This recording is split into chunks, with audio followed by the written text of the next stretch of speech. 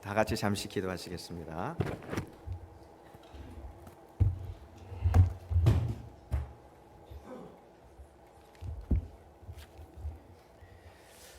고마우신 아버지 하나님, 이 시간에 주님 앞에 기도합니다. 부족한 종이 단에 섰습니다.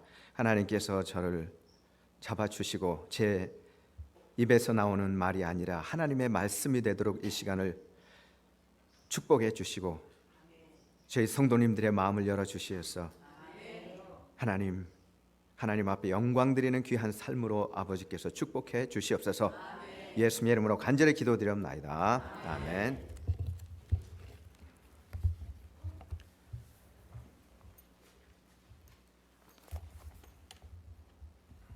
오늘의 말씀의 제목은 영적 부흥이라는 말씀의 제목을 통해서 은혜를 나누도록 하겠습니다. 여러분들 영적 부흥을 위해서 신앙생활 오래 하신 분들 또 경험이 많으실 줄 믿습니다. 어떻게 영적 부흥에 대해서 정말 주님 앞에 나가기 위해서 무엇을 하셨고 또 어떤 경험을 하셨나, 때로는 이제 저희들이 조금 다른 부분들, 다른 그런 경험들이 있는데 이제 그런 걸 생각을 하시면서 오늘 하나님께서 주시는 말씀을 통해서 다른 우리들이 경험하는, 우리들이 생각하는 부분들도 중요하지만은 하나님께서 특별히 저희들에게 기본적으로 해야 될 부분들, 이 부분들이 무언가를 이제 본문을 통해서 여러분들과 같이 나누기를 원합니다. 때때로 우리의 금식 기도나 안수 기도 등등 이러한 것들로 영적 부흥을 체험할 수가 있습니다. 우리를 변화시키는 영적 부흥은 제가 분명히 말씀을 드립니다. 말씀을 통해서 경험하는 영적 부흥입니다. 아멘. 아멘. 예.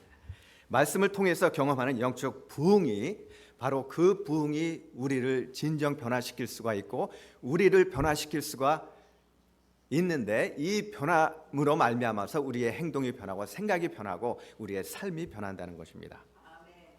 어떤 총각이 어떤 여자 친구와 결혼할 것을 결심하였지만은 그 총각은 부끄러움이 많아서 여자 친구를 만나지 못하고 매일 연애 편지를 보냈다고 합니다. 그런데 그런 일이 3개월 동안에 계속된 다음에 드디어 그녀는 결혼을 하게 되었습니다. 그러나 그녀가 결혼한 사람은 연애 편지를 보낸 그 총각이 아니라 매일 편지를 배달한 우체부였습니다.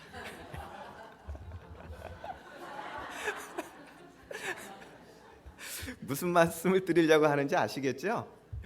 계속적인 접촉이 이분들의 사랑에 이르게 됐고 결국 결혼으로 골인하게 된 것입니다. 우리가 말씀을 통해서 하나님의 말씀을 매일 상고하고, 제가 카톡으로 여러분들에게 보내죠. 참 감사한 게 여러분들 그 아멘 아멘 하면서 저한테 보내주신 게 참 용기가 됩니다.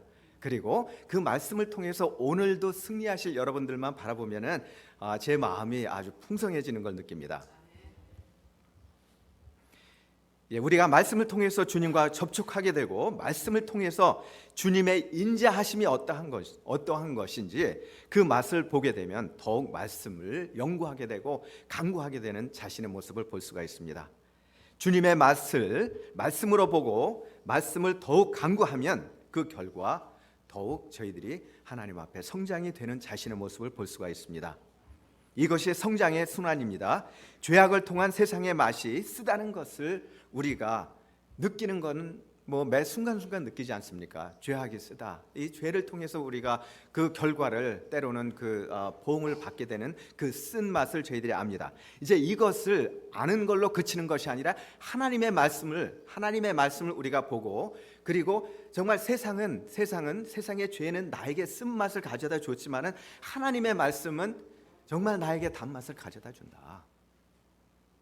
그렇지 않습니까? 정말 단맛을 가져다 줍니다. 왜 그러냐면 하나님의 살아계심을 우리에게 역사해 주시기 때문에, 우리가 기도하면 기도의 응답을 받기 때문에 그것이 단맛이 되어서 더 하나님 앞에 간구하게 되는 자신의 모습을 바라볼 수가 있지 않습니까?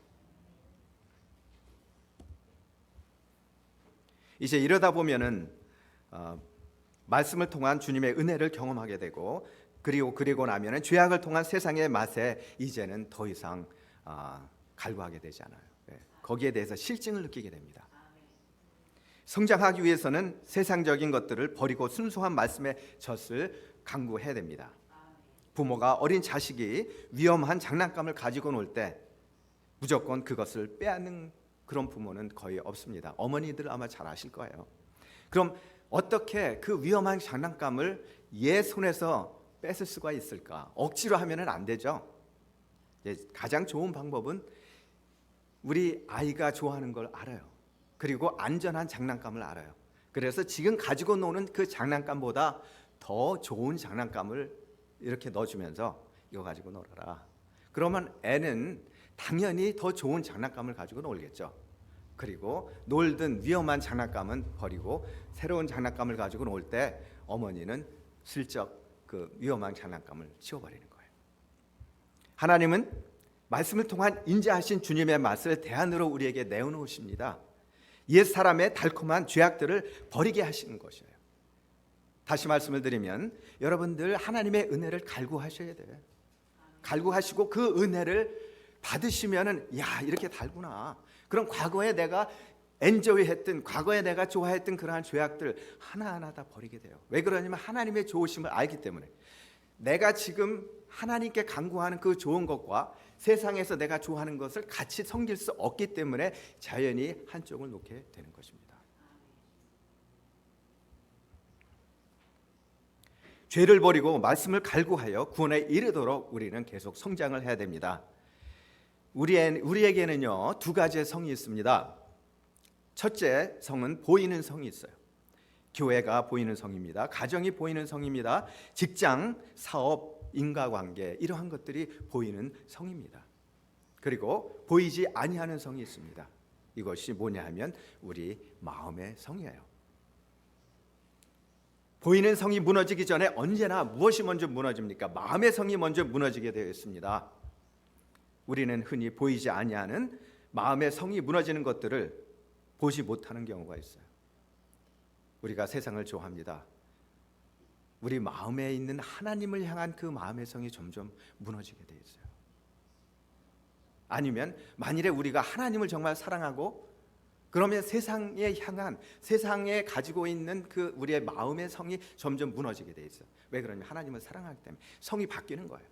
그럼 예수 그리스도를 향한 예수님과 함께하는 그러한 성을 우리가 든든히 쌓고 그리고 매일매일 그 성 안에 거할 적에 하나님의 은혜를 하나님의 그 달고 오묘한 은혜를 늘 체험할 수 있음을 분명히 저는 여러분들에게 말씀을 드립니다. 그러나 우리가 주셔야 될 것이 이스라엘의 신앙 재건 운동 역시도 하나님의 주도적인 역사로 진행이 됐다는 것. 우리의 힘으로 되는 것이 아니라 하나님의 주도적인 역사가 필요하다는 겁니다. 그렇다면 하나님께서 어떻게 성벽이 재건된 예루살렘에 부흥을 일으키셨습니까?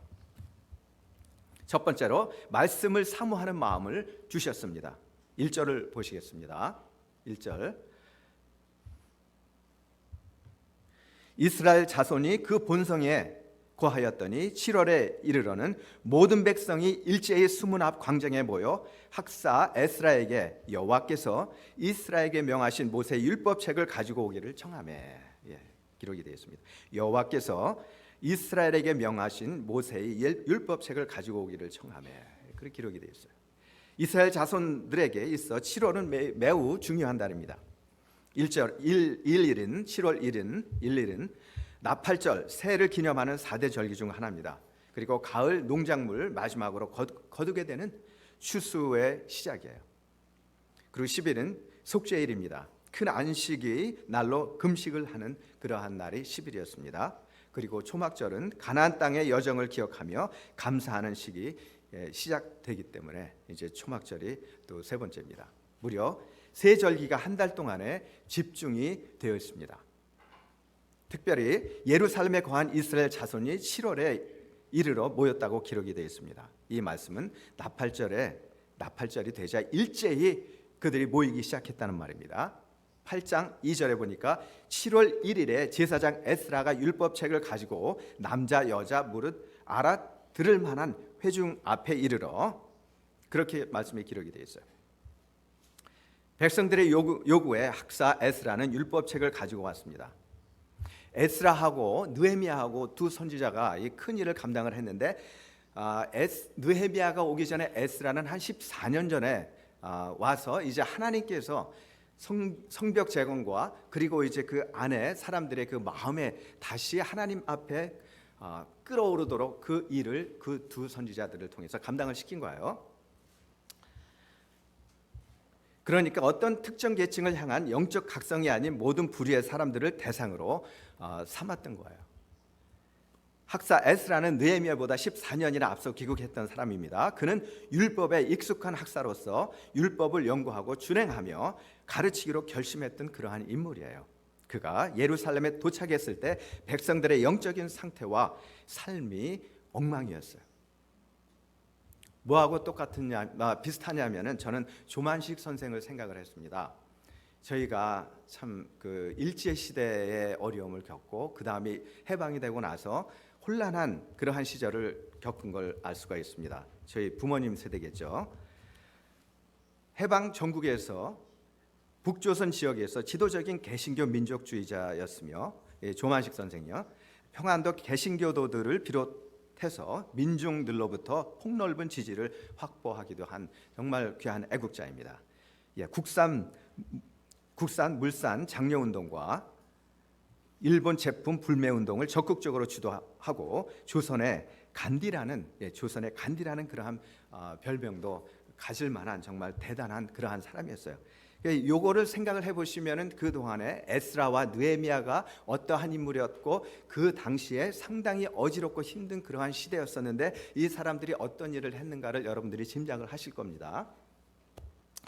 특별히 에스라가 개혁했던 분야는 이방 종교를 가지고 있는 사람들과 이방 종교를 가지고 있는 사람들이에요. 그리고 이방 종교를 가지고 있는 사람들뿐만이 아니라 이 분들하고 같이 이스라엘 사람들이 통혼을 했다는 거예요. 결혼을 했습니다.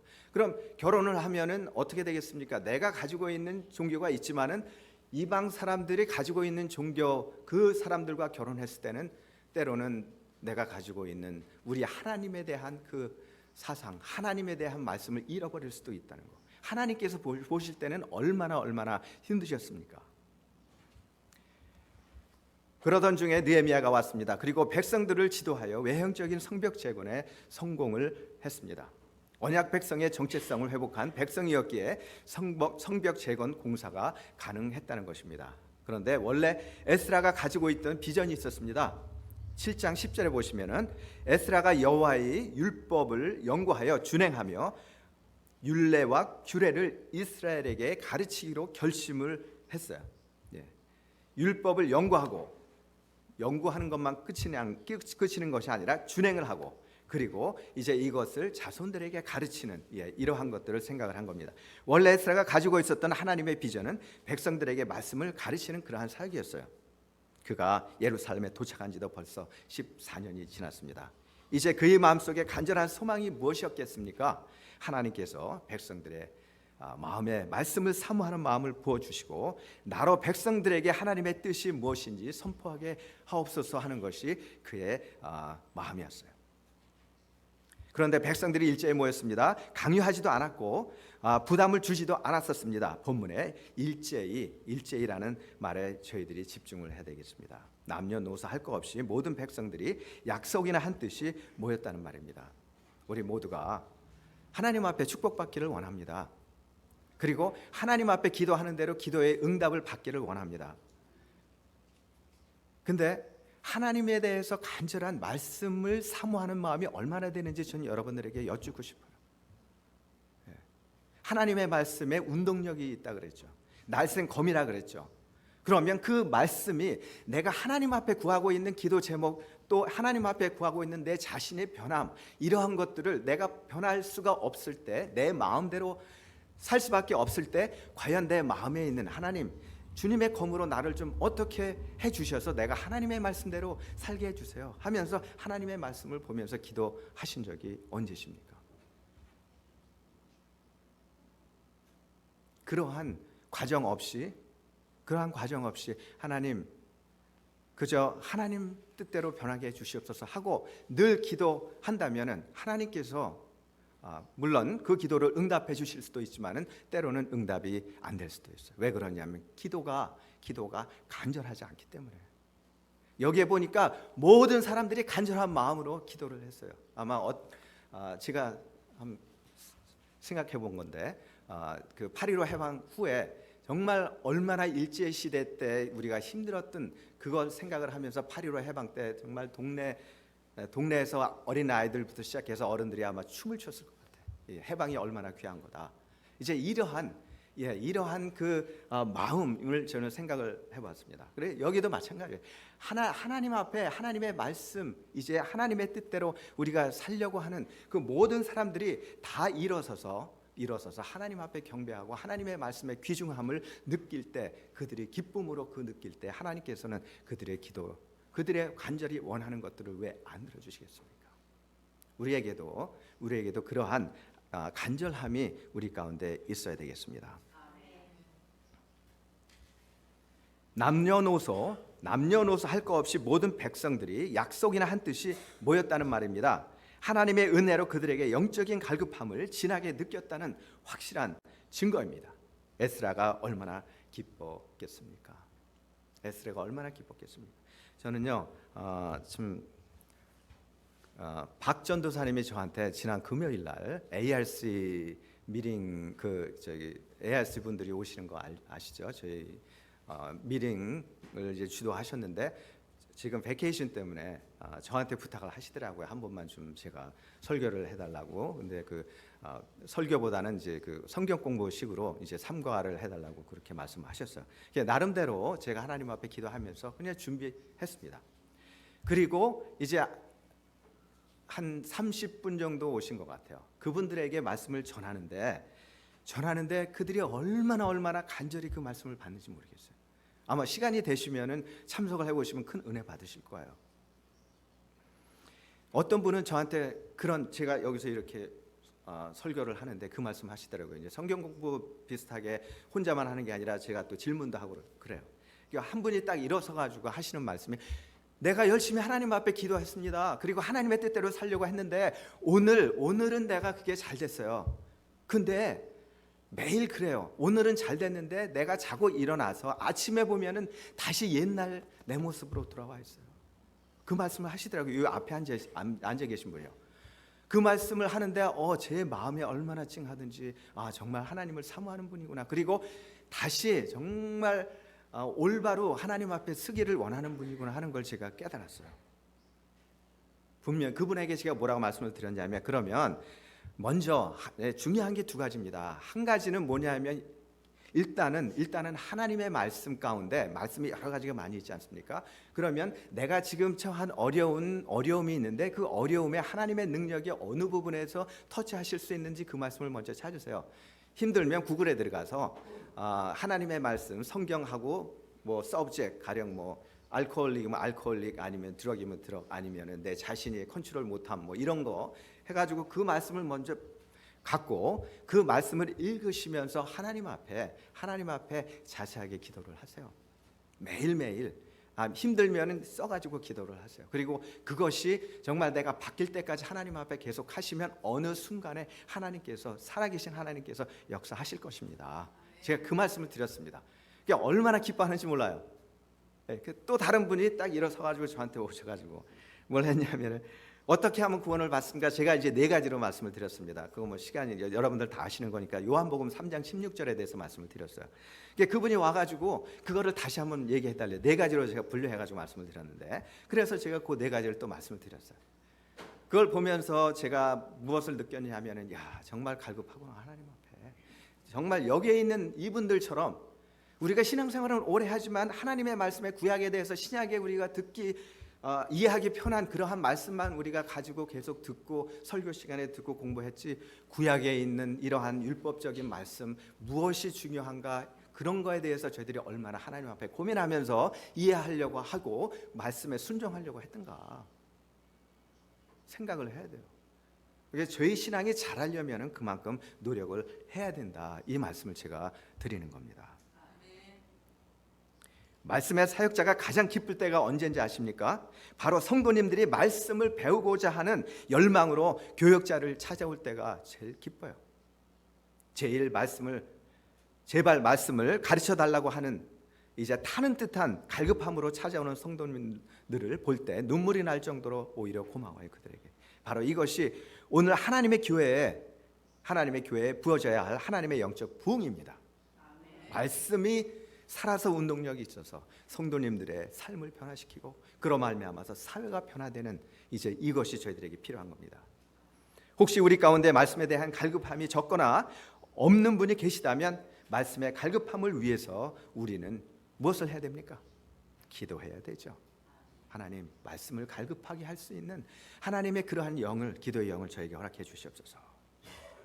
왜냐하면 말씀을 통해서 우리는 변하게 되고 은혜 받고 축복이 임하기 때문에 그렇습니다. 이스라엘 백성들 중에 아마도 에스라, 그 다음에 느헤미야와 같은 사람들이 기도한 덕에 말씀의 갈급함이 그들의 기도로서 sacrifice했다. 아마 제물이 됐기 때문에 또 그들뿐만이 아니라 그들 주위에 있는 많은 분들이 제물이 됐기 때문에 어린 애, 남녀노소 할 것 없이 다 주의 말씀을 읽는데 그들이 일어섰다.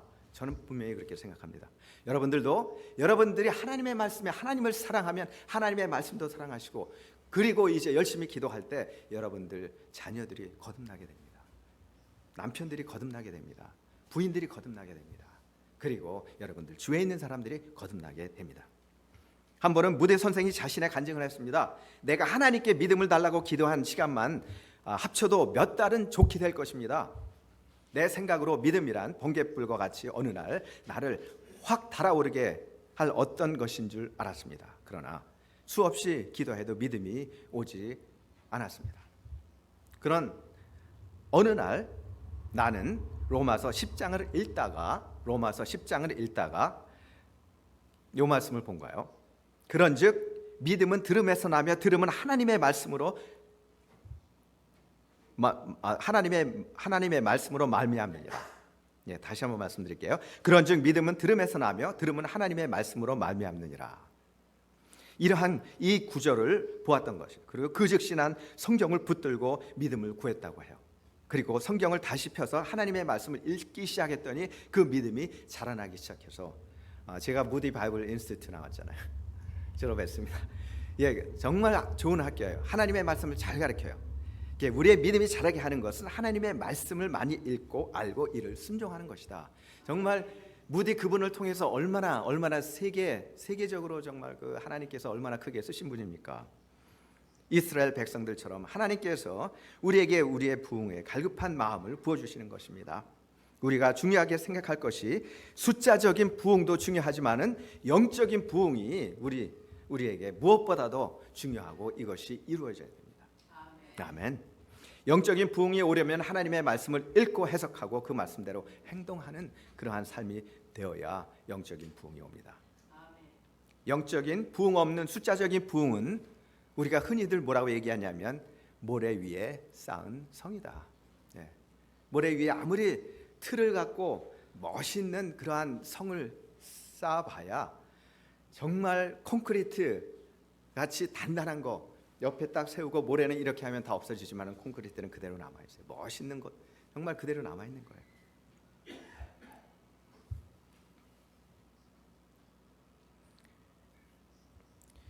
8장 3절에 보니까 수문 앞 광장에서 새벽부터 오전까지 남자 여자 무릇 알아들을 만한 자의 앞에서 읽음에 뭇 백성이 그 율법 책에 귀를 기울였는데 학사 에스라가 얼마나 신이 났던지 새벽부터 시작된 율법 낭독이 오전까지 계속되었대요. 몇 시간이요? 6시간이나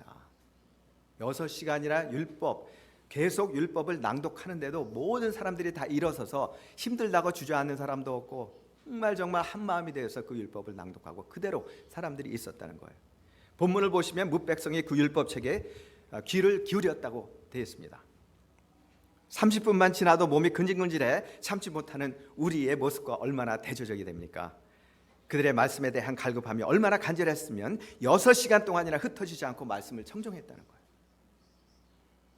때로는 제가 30분, 40분이 아니죠. 때로는 30분, 35분 정도 말씀을 전하는데 하나님을 사랑하며 제가 말씀을 전하는 그 말씀을 잘 들으셔야 돼요. 아멘. 아멘. 아멘. 우리는 몇 시간 동안 말씀에 눈을 떼지 않고 묵상한 적이 있습니까? 하루에 성경을 몇십 장씩 묵상해도 부족함을 느끼고 더 묵상하고 싶은 마음이 우리에게 과거에 일어난 적이 있습니까? 아마 말씀으로 거듭난 참된 하나님의 백성이라면 이런 경험들이 있을 겁니다. 바로 그때가 하나님의 은혜를 체험하는 그러한 시간이고 영적 부흥을 경험하는 그러한 시간입니다. 영적 부흥은 순간적으로 경험하는 것이 아니에요. 지속적으로 경험하는 것이 중요합니다. 대부분의 유대인들은 말씀을 들을 때 앉아서 듣고 기도했기 때문이에요.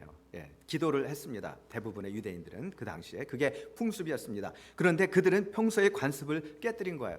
그러니까 오히려 일어서는 게 이상한 거예요. 6시간 동안. 근데 그들은 앉아 있을 수가 없었어요. 하나님께서 역사하시고 그들 마음속에 하나님을 사랑하는 마음이 있기 때문에 내가 어떻게 앉아서, 아무리 앉는 것이 관습이지만은 내가 앉아서는 안 되겠다. 일어서서 하나님 앞에 내 마음을 보여드려야 되겠다. 8장 5절에 보니까 학사 에스라가 모든 백성 위에 서서 저희 목전에 책을 펴니 책을 펼 때 모든 백성이 일어서니라. 모든 백성이 일어나 섰다는 말은 여호와의 말씀에 대한 겸손과 경외심을 나타내는 것입니다. 하나님의 임재를 느끼는 사람은 편하게 앉아 있을 수가 없습니다. 하나님을 향한 갈급함과 목마름을 가진 자들은 절대로 편하게 앉아서 날 회복시켜 보십시오 라는 그러한 마음으로 하나님 앞에 기도드릴 수가 없어요. 주님 앞으로 달려가며 간절하게 부르짖게 되어 있다는 말입니다. 오늘 교회가 회복해야 될 중요한 자세가 무엇입니까? 예배는 절대로 안락하게 즐기는 시간이 아닙니다. 때로는 어느 교회가 그렇다 그 말씀은 제가 못 드립니다. 그런데 어느 교회에서는 주일 예배하기 전에 엔터테인먼트 비슷하게 연극을 하는 교회도 있었습니다. 저는 그거 나쁘다고 말씀을 안 드려요. 하나님의 말씀을 위해서 필요하면 해야 되겠죠. 근데 그거는 공지를 분명히 해야 돼.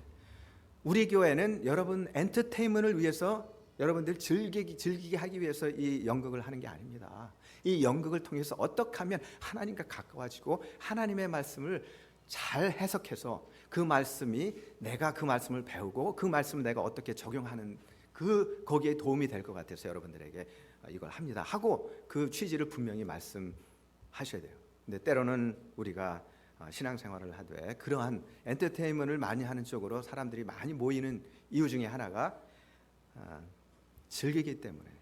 그러면 하나님보다 엔터테인먼트가 더 중요한 거죠. 그 사람들은. 만일에 엔터테인먼트가 없다면 하나님 모르겠어요. 그거 어떻게 될지. 근데 제가 말씀드리려고 하는 요지를 아시겠죠? 하나님은 정말 저희들에게 진짜 필요한 것들을 주시기를 원해요. 은혜를 주시기를 원해요. 한 순간에 즐기는 것만을 주시는 걸 원치 아니하고 계속적으로 우리가 즐거울 때나 슬플 때나 기쁠 때나 어느 때나 하나님을 붙들고 하나님과 나아갈 수 있는 그 신앙을 주시기를 원하신다는 것입니다.